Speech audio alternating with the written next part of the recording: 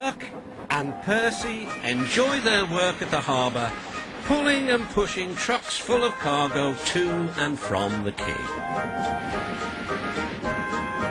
But one morning, the engines were exhausted. The harbour was busier than ever.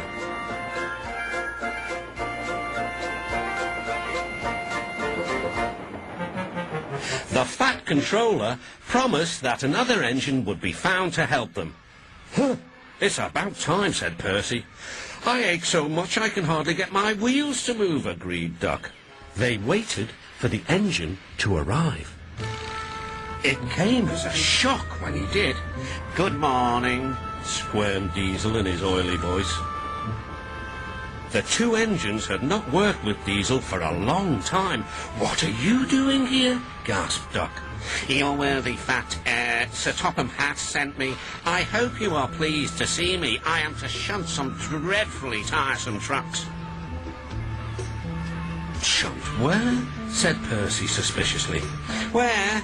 Why, from here to there," purred Diesel, "and again from there to here. Easy, isn't it?" With that, Diesel, as if to make himself quite clear, bumped some trucks hard. "Woo!" screamed the trucks. "Grrr," growled Diesel. Percy and Duck were horrified. They did not trust Diesel at all. They refused to work and would not leave their shed. The fat controller was enjoying his tea and ice bun when the telephone rang. "So there's trouble in the harbour yard? I'll be there right away." Diesel was working loudly and alone. Cargo lay on the quay. Ships and passengers were delayed. Everyone was complaining about the fat controller's railway. Percy and Duck were sulking in their shed. "What's all this?" demanded the fat controller. We're on strike, sir," said Percy. "Yes," added Duck. "Beg pardon, sir, but we won't work with Diesel, sir." Then, in a quiet, hurt voice, he added, "You said you'd sent him packing, sir." "I have to give Diesel a second chance. I am trying to help you by bringing Diesel here. Now you must help me. He was the only engine available." Percy and Duck went sadly back to work. Next morning, things were no better.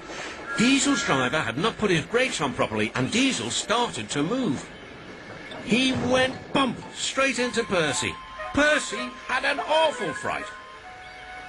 "Wake up there, Percy," scowled Diesel. "You have work to do." He didn't even say he was sorry to Percy. Later, Diesel bumped the truck so hard that the loads went everywhere. "What will the fat controller say?" gasped Percy. "He won't like it," said Duck.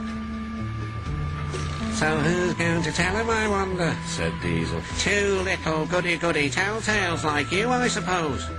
Percy and Duck did not want to be telltales, so they said nothing.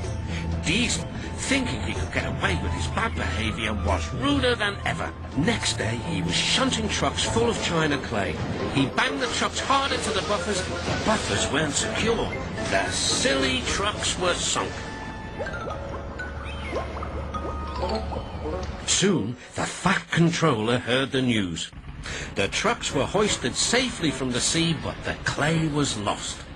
The fat controller spoke severely to Diesel.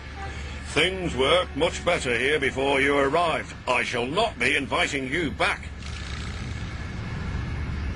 Now, Duck and Percy, I hope you won't mind having to handle the work by yourselves again."